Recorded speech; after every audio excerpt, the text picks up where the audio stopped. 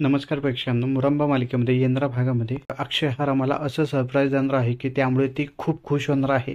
याआधी ती इतकी खुश कधीच झालेली नसेल, पण या सगळ्या गोष्टी उलट होताना आपल्याला दिसू शकतात. ही रमा खूप खुश नाही तर दुःखी होताना आपल्याला दिसेल. तर प्रेक्षकांनो, तुम्हाला माहितीच असेल की अक्षय हा रमाला खूप मोठं सरप्राईज देणार आहे आणि याविषयी तो रमाशी बोलतो सुद्धा.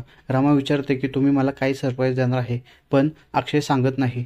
पण यानंतर अक्षयने एक खूप मोठी चूक केली आहे. ते म्हणजे दुसऱ्या दिवशी ऑफिसला जात असताना रेवाला तो या सगळ्या गोष्टी सांगतो की मी रमाला काय सरप्राईज देणार आहे. आणि अक्षय रमाला जे काही सरप्राईज देणार आहे कळलेलं असतं आणि आता ती येणाऱ्या भागामध्ये हे जे सरप्राईज आहे ते तसंच न होता यामध्ये पूर्णपणे बदल होताना आपल्याला दिसणार आहे.